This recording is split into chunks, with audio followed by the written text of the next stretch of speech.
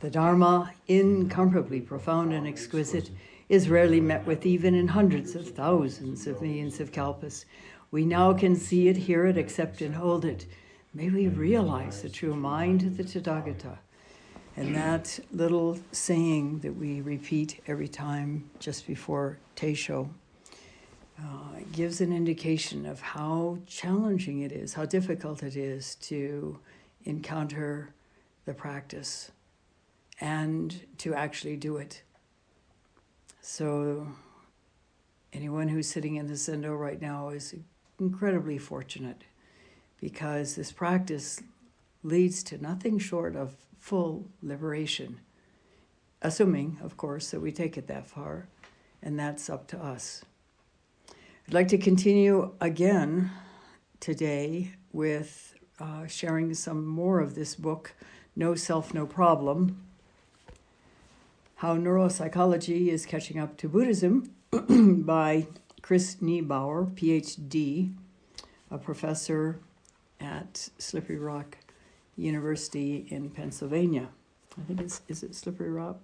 I think it's called Slippery Rock. Yes, Slippery Rock University, which I gather people who go there, or at least who live in Pennsylvania, call it Slimy Pebble amusement.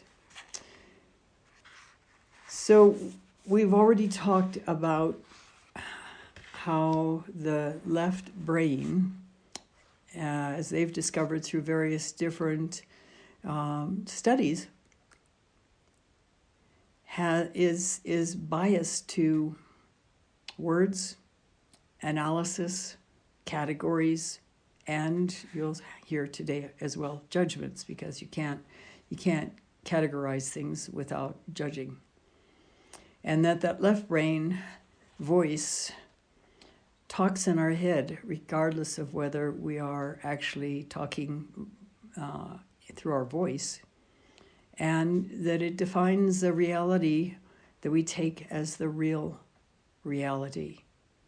And he is showing again and again through further studies that it's only a map of a perceived reality. It has not really got anything much to do with the true reality itself.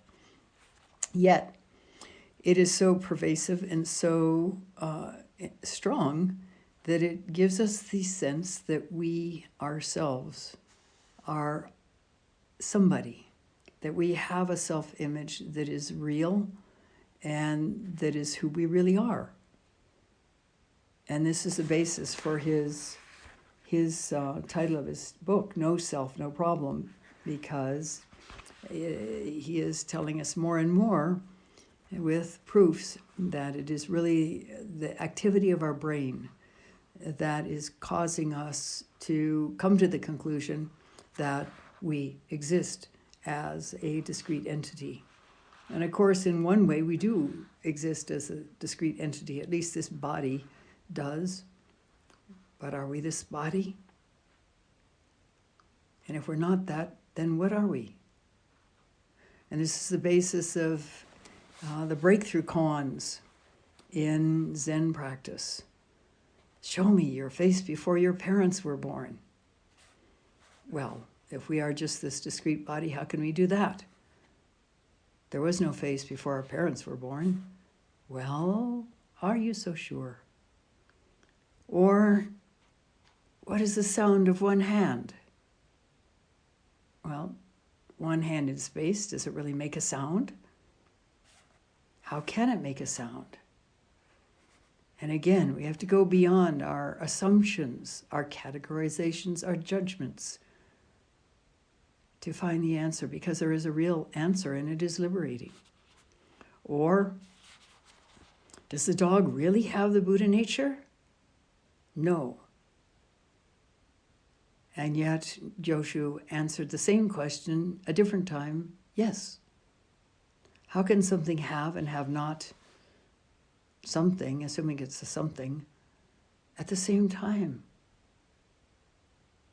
And again, each of these breakthrough koans, or the more modern one, who am I, are potential avenues to liberation if we chew on them long enough.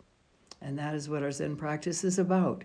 And then once we have reached some level of understanding, a breakthrough into the truth of these koans, or the truth that these koans express, then there are the classical numbers, 1750, subsequent koans that take that initial realization and hone it and broaden it and deepen it, expand it, until hopefully one day we are totally free, as the Buddha was. We all have that potential within us. And it is to our great courage and foresight and persistence that we're willing to sit for 7 days, or in the case of Rohatsu, 8 days and 7 nights, to explore this question of who are we? Because all of those koans boil down to that single question: who am I, or what is this?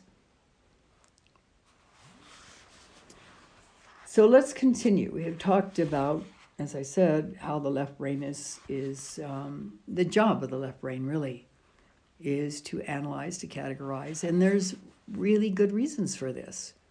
And he goes into this a little bit here.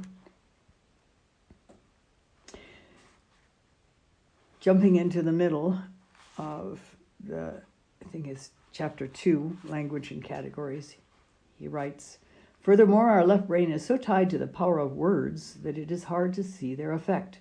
Think of an example in your own life when someone said something to you found hurtful. You may have suffered greatly, but the truth is that this person was simply sharing an opinion and expressing it via sounds emanating from their voice box. It may have been what we would judge as ominous sounds, or other emotional contents, but they were just sounds in the end. How is it possible that such a thing hurt, quote unquote, you? Obviously, you were hurt by your interpretation of it, or the map that these sounds created in your left brain. Next, imagine for a moment if there were no self to hurt. Would words directed at this you, quote unquote, ever be seen as a problem? And this is, in a nutshell, what we can realize through our practice. That this self is an illusion. It has a function, but it's an illusion. And when we can see all these left brain activities and recognize that they're the functioning of the left brain and not the true reality, they may be trying to map reality and categorize and so on and so forth, but they're not necessarily the true reality. Then we can step back and be free from whatever is going on in our heads or whatever our perceptions are. And actually our perceptions through this process become more clear. When we're not invested in a self-image, then we are much better able to discern the truth clearly without the bias of a person who's invested in an outcome. Another thing to notice about maps is that they necessarily leave out all sorts of details. Of course, this is why real maps are useful. It's much easier to carry a map of the park in your back pocket than the actual park itself. Maps leave out details which could be confusing if you were trying to navigate by every bird, plant, or car on the street. However, maps stop being useful when they are mistaken for what they represent. You can't play ball in a paper map of a park. In this way, language is an excellent servant, but a terrible master. Or, put another way, words are wonderful tools, but as the old Zen proverb queries, do you use the tool or does the tool use you?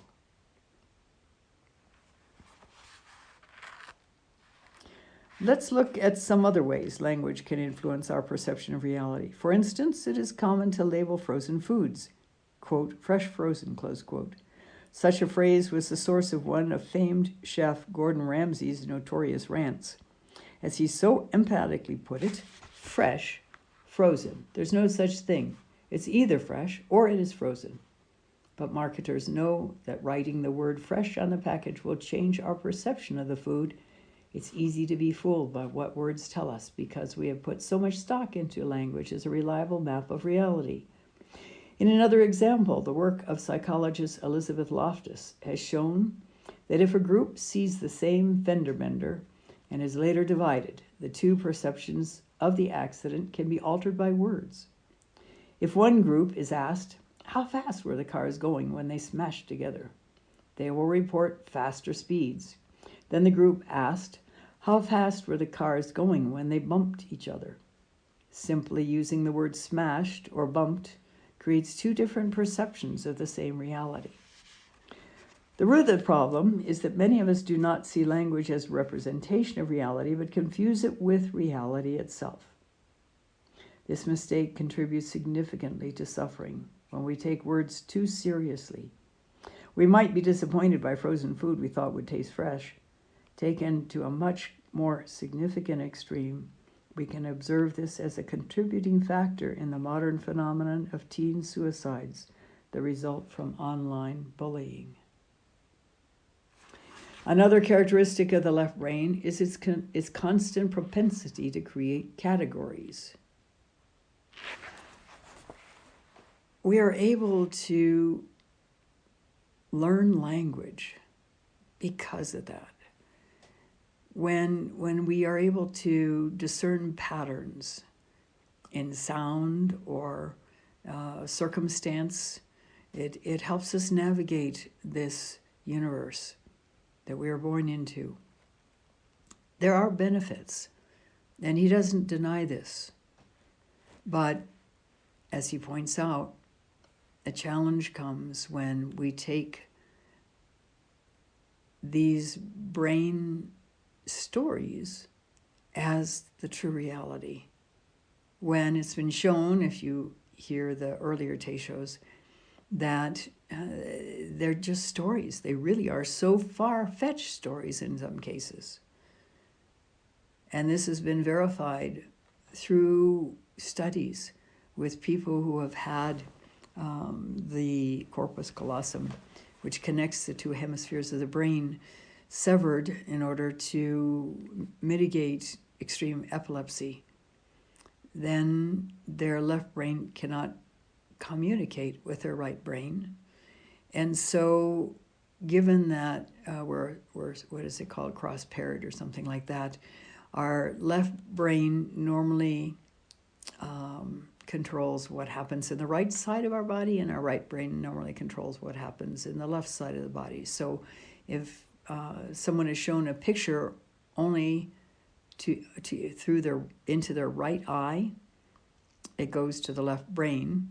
And if they are shown a different picture in their left eye, which goes to the right brain, and these people are split brain patients, then if they're asked to explain what they've seen, and there was the famous one where one eye saw the leg of a chicken and the other eye saw a snow shovel. And so they're asked about this. What about seeing a shovel and a chicken leg? Oh, well, they made up a story that you saw the chicken leg because chickens belong in coops, and coops get full of poop, and you need to shovel out the poop. So that's the reason for the shovel. Whereas the shovel was actually a snow shovel in snow, apparently. And so it's a flaming example of how the brain can concoct stories. And it does. And it concocts stories based on our assumptions about who we think we are. We will perceive malevolence when we have experienced malevolence in the past, even when malevolence may not be there.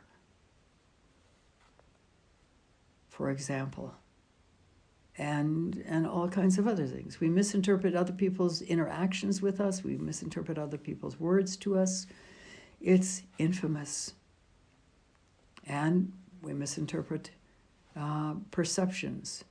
In another book, it was stated that police are very aware of the fact that you have 4 people observing a vehicle accident or an incident, and you will get 4 different stories of what exactly happened.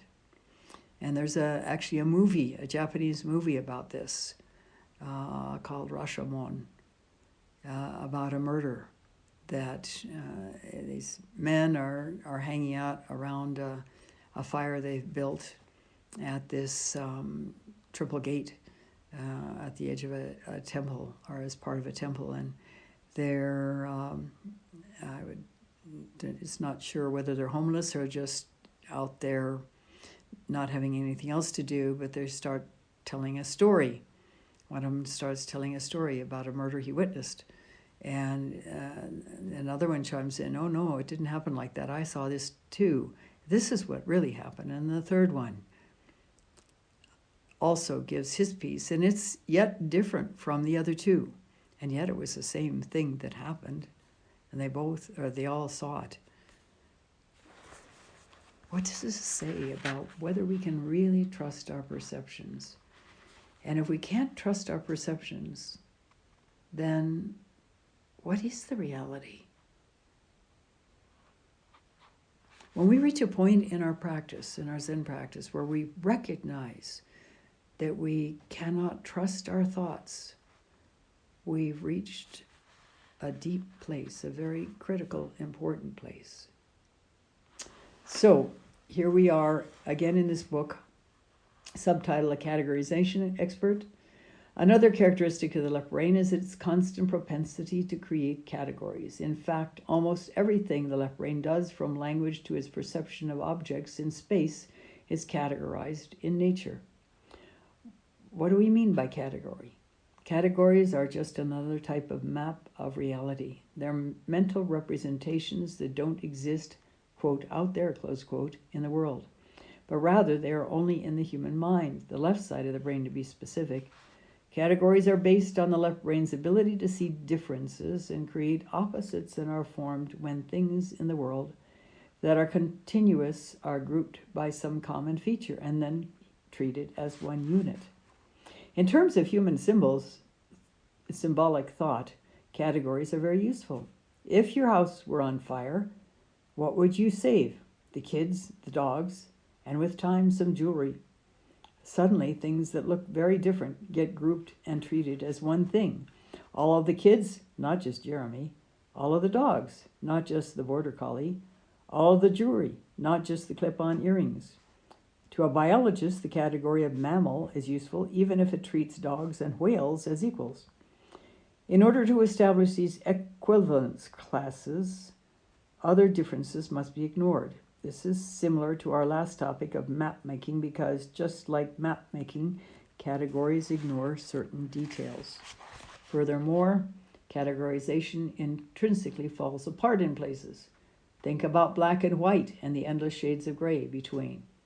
When does black turn into white? In forming a category, one takes several things and believes that they are one thing, different and separate from everything else. Of course, it's all subjective. As long as we remember that categories are mental representations, thoughts, only, they can be very useful. In other words, categories exist as things, quote unquote, only in the mind and only in the act of perceiving them. Issues arise when we believe these things are real. For instance, imagine if you showed up at the university where I teach and asked me to show you the university. After being shown one building after another, you'd begin to get frustrated and say, yes, I've seen this building and that building, but where's the university? I would have to point to the left side of my head and say it's only up here, because it exists as a category, and so it may change depending on whom you talk to. When no one is thinking about it, it doesn't exist at all. The same can be said for countries. Where is the country of Canada when no one is there to perceive it? Of course, I'm not saying the land or buildings disappeared, but their division into categories depends on an observer and a judgment.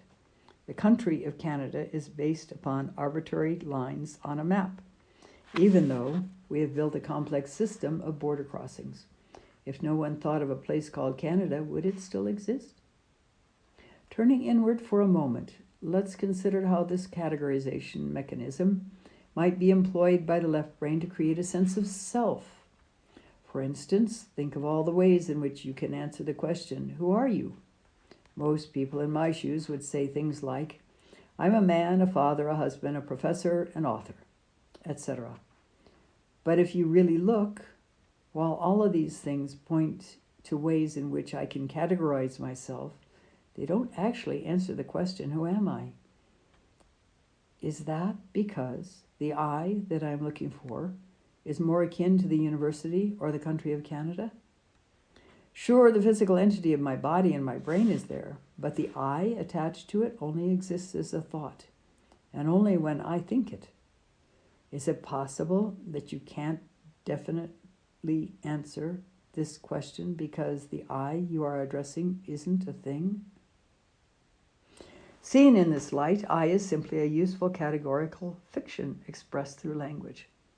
But unlike the categorical fictions of the University or Canada, believing wholeheartedly in the fiction of self, in effect making the left brain interpreter the master instead of the servant, has unintended consequences, suffering being one of them. Furthermore, the left brain obsession with categories also provides a nice example of how the left brain can tie itself in knots. Which came first, the chicken or the egg? If God created everything, who created God? The deeper you go, the more you are tied up in causality dilemma with infinite regress. And that is why these koans are so beneficial in helping us uncover true reality and see through all these categorizations, all these judgments, all this left brain story making. A little bit more here. This is on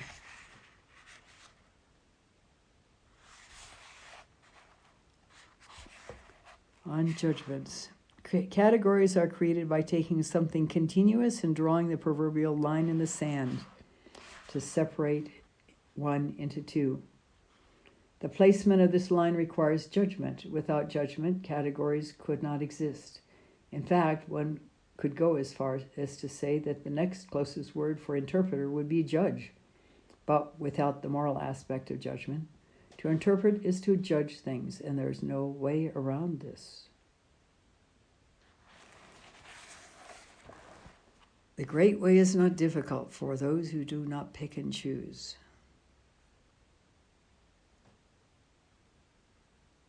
This is the beginning of a very deep, well, it's a poem, I guess, a spiritual teaching by Sing-san, who was the third Chinese ancestor of Zen. It gets us into a lot of trouble, judging. Of course, there are times when we do need to judge, but we tend to get pretty caught up in our judgments, invested in them, fixed in them. Wars happen because of them. People kill each other because of them. I don't like this. I do want that. And when I can't have it, I'm going to go to extremes to get it, if I want it enough. The whole thing with the Islamic State these days is their belief, their judgment, that theirs is the only true way and that everybody else must be killed if they don't believe in the same true way. This has gone down in different shades, in different dress through history. There have been pogroms as long as we know of history, where people are, a group of people are considered insufficient or wrong or worthy of being killed. The whole business of Hitler condemning the Jews, condemning anybody who was older than 70, condemning anyone who was mentally ill, condemning anyone who had social sicknesses, condemning anyone who was gay, condemning anyone who had some part of their body missing or was blind or deaf.